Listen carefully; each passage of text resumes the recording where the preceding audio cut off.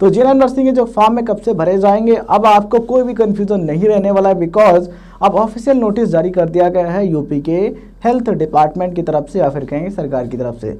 साथियों यहाँ पर जो कन्फ्यूजन था कि जून में फॉर्म जारी होंगे या फिर जुलाई में, वो अब क्लियर हो गया है। ऑफिशियल नोटिस जारी हो चुका है और उस नोटिस को आप वेबसाइट पर देख पाएंगे। बस आप वीडियो को लास्ट तक देखते रहिए। इस वीडियो में आपको बताएंगे कि जेएनएम के जो फॉर्म है इनको कौन भर सकता है और अप्लाई करने के लिए योग्यता क्या चाहिए, कितने % मार्क्स चाहिए, फॉर्म भरने की फीस कितनी होगी और फॉर्म कब से कब तक भरे जाएंगे, ऑफिशियल वेबसाइट का लिंक कहाँ पर मिलेगा, ठीक है, मतलब कि जहाँ पर फॉर्म भरे जाएंगे उसका लिंक कहाँ पर मिलेगा।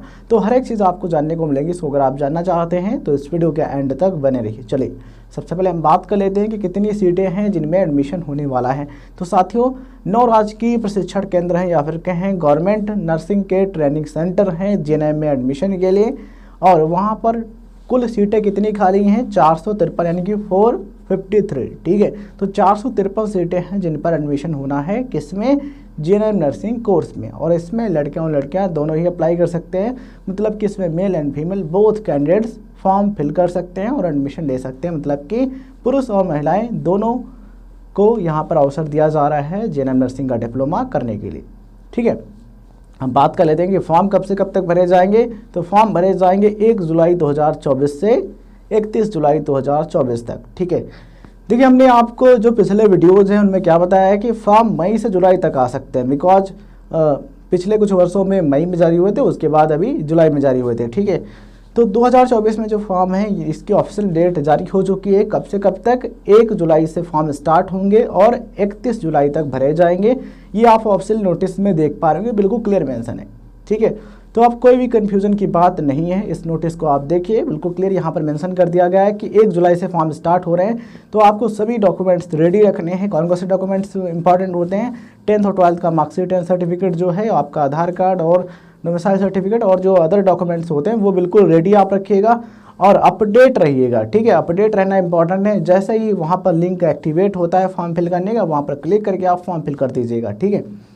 अब आप में से बहुत से स्टूडेंट्स को कन्फ्यूजन होगा कि सर इसमें यूपी के जो कैंडिडेट्स हैं यानी कि उत्तर प्रदेश के रहने वाले जो अभ्यर्थी हैं वही अप्लाई कर सकते हैं या फिर अदर स्टेट के कैंडिडेट्स भी फॉर्म भर सकते हैं। तो देखिए इसमें उत्तर प्रदेश वाले जो कैंडिडेट्स हैं वो भी फॉर्म भर सकते हैं और अदर स्टेट के कैंडिडेट्स भी फॉर्म फिल कर सकते हैं। अगर आप मध्य प्रदेश, राजस्थान या फिर किसी भी स्टेट या फिर यूटी के रहने वाले हैं तभी आप इस फॉर्म को फिल कर सकते हैं। और देखिए यहाँ पर क्या चीज़ें हैं, यहाँ पर रिजर्वेशन का जो बेनिफिट है वो यूपी के जो मूल अभ्यर्थी हैं या फिर कहें कि यहाँ के डोमिसाइल कैंडिडेट्स हैं उनको दिया जाएगा, बट अदर स्टेट वाले कैंडिडेट हैं, आपके अच्छे नंबर हैं तभी आपको एडमिशन मिल जाएगा। अब बात कर लेते हैं कि फॉर्म भरने के लिए योग्यता क्या चाहिए। तो देखिए 10th और 12th अगर आपने साइंस स्ट्रीम में किया है तो आप फॉर्म फिल कर सकते हैं। कितने % मार्क्स चाहिए इस पर चर्चा कर लेते हैं। तो देखिए अगर आप एक जनरल कैटेगरी कैंडिडेट हैं यानी कि आप सामान्य कैटेगरी के अंतर्गत आते हैं या फिर आप ओबीसी कैटेगरी के अंतर्गत आते हैं, देन आपके कम से कम 45% मार्क्स होने ज़रूरी हैं, किसमें, 12th में, ठीक है। वहीं अगर हम बात करें SC ST कैंडिडेट्स के लिए तो 40% मार्क्स होने ज़रूरी हैं। अब बात कर लेते हैं साथियों कि इसमें कौन सी स्ट्रीम होनी चाहिए। तो साइंस स्ट्रीम की बात यहाँ पर की गई है, मतलब कि अदर जो आर्ट्स या फिर कॉमर्स वाले जो कैंडिडेट्स हैं वो फॉर्म फिल नहीं कर सकते, बिकॉज यहाँ पर साइंस मेंशन कर दिया गया कि विज्ञान वर्ग के साथ, ठीक है। तो अगर आपका साइंस स्ट्रीम रहा है, फिजिक्स, केमिस्ट्री, बायोलॉजी रहा है, देन आप इसमें अप्लाई कर सकते हैं। साथियों हम बात करें फॉर्म फीस के बारे में, तो जो फीस है वो जनरल कैटेगरी कैंडिडेट्स के लिए 200 रुपये है, SC ST OBC कैटेगरी के कैंडिडेट्स के लिए 100 रुपये है। स्क्रीन पर आप देख पा रहे हैं मेंशन है, ठीक है। इसमें पुरुष अभ्यर्थियों के लिए भी 10% जो सीटें हैं वो आरक्षित हैं, मतलब कि इन पर सबसे पहले एडमिशन दिया जाएगा मेल कैंडिडेट्स को यानी कि पुरुष अभ्यर्थियों को, ठीक है। और अगर अदर जो सीटें हैं वो खाली रहती है तो उन पर भी एडमिशन मिल सकता है, मतलब कि इसमें पुरुष और महिला दोनों ही अभ्यर्थी फॉर्म फिल कर सकते हैं और एडमिशन ले सकते हैं। अगर आपने एएनएम नर्सिंग का कोर्स किया है तब भी आप इस कोर्स में एडमिशन ले सकते हैं, ठीक है। 3 इयर्स का कोर्स है, इसमें आप एडमिशन ले करके पढ़ाई कंप्लीट करके जेएनएम बन सकते हैं। चलिए अब बात करते हैं ऑफिशियल वेबसाइट की। तो dgmhup.gov.in ये जो वेबसाइट है इसी पर आप जा करके फॉर्म फिल कर पाएंगे। देखिए अभी फॉर्म स्टार्ट नहीं हुए हैं, अभी नोटिस जारी हुआ है, 1 जुलाई से फॉर्म स्टार्ट होंगे। तो 1 जुलाई का जो दिन है इस दिन आप अपडेट रहिए और जैसे लिंक एक्टिवेट हो क्लिक करिए और फॉर्म फिल करिए, ठीक है। उम्मीद करते हैं जो चीज़ें हैं वो आपको समझ में आ रही होंगी और वीडियो को आप लास्ट देखिएगा, बहुत सारी जो चीज़ें हैं वो आप मिस कर देंगे अगर आप वीडियो को यहीं पर छोड़ देते हैं।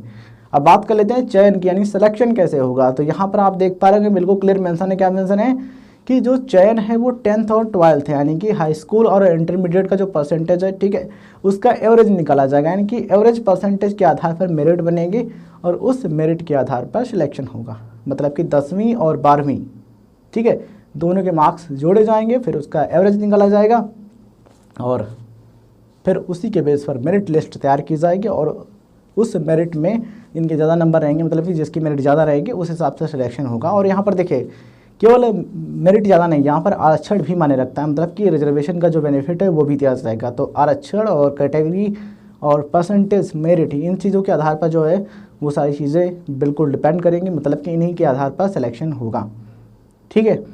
तो 10th और 12th में अगर आपके अच्छे नंबर हैं देन आप इसमें डेफिनेटली अप्लाई कीजिए। साइंस स्ट्रीम है तो डेफिनेटली अप्लाई कीजिए और एडमिशन लीजिए। देखिए बहुत कम फीस में यहाँ पर आपको एडमिशन मिलेगा। देखिए फीस जो है बहुत कम होगी और शायद जो पढ़ाई का खर्चा है वो भी बहुत कम होगा, या फिर इसमें ना के बराबर फीस लगे कोर्स करने में। और इसके रिगार्डिंग जो फीस की जानकारी है वो मुझे ऑनलाइन तो नहीं मिली है, बट इतना मैं ज़रूर कह सकता हूँ कि ये राजकीय ट्रेनिंग सेंटर है, गवर्नमेंट ट्रेनिंग सेंटर है JNM के। तो यहाँ पर जो फीस है या तो बहुत कम होगी या फिर ना के बराबर होगी, मतलब कि फ्री में आप कर सकते हैं, ठीक है। तो हो सकता है कि कुछ फीस यहाँ पर बढ़ती हो या फिर ना भी बढ़ती हो, ठीक है।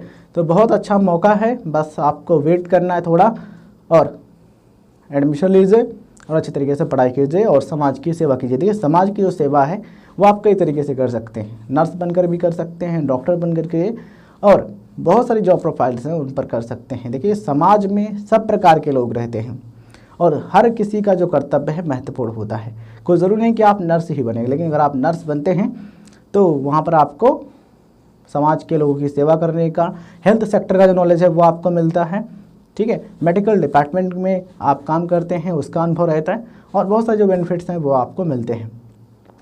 तो उम्मीद करते हैं ये चीज़ें आपको समझ में आ गई होंगी। ये वीडियो जानकारी आपको पसंद आई हो तो इस वीडियो को लाइक करें, चैनल पर नए हैं तो सब्सक्राइब ज़रूर करें और डिस्क्रिप्शन में आपको वीडियोज़ का लिंक मिल जाएगा जो कि नर्सिंग से रिलेटेड हैं, आप चाहें तो उनको भी देख सकते हैं, ठीक है। और वे स्टूडेंट जिन्होंने आर्ट्स या फिर कॉमर्स से 12th किया है तो वे एडमिशन ले सकते हैं Uttar Pradesh university of medical sciences Saifai Etawah में। इस यूनिवर्सिटी में JNM नर्सिंग का जो कोर्स है उसमें आर्ट्स और कॉमर्स वाले भी अप्लाई कर सकते हैं। और आप में से कुछ स्टूडेंट्स को कन्फ्यूजन हो सकता है कि सर यहाँ पर एंट्रेंस एग्ज़ाम होगा या फिर डायरेक्ट एडमिशन मिलेगा, मतलब कि मेरिट के आधार पर।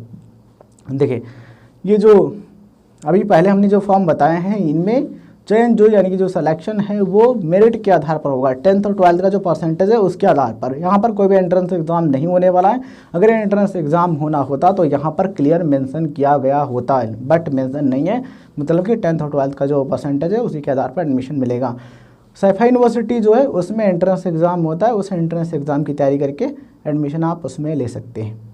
चलिए इस वीडियो को यहाँ पर एंड करते हैं, मिलते हैं किसी नए वीडियो में। तब तक के लिए अपना ख्याल रखिए, मेहनत करते रहिए। हमारी तरफ से आप सभी को बहुत बहुत शुभकामनाएं। आप अपने जीवन में बेहतर करिए और अपना नाम रोशन कीजिए और समाज में बेहतर काम कीजिए। अगर आप समाज का कल्याण करेंगे तो आपका भी ऑटोमेटिक कल्याण होगा।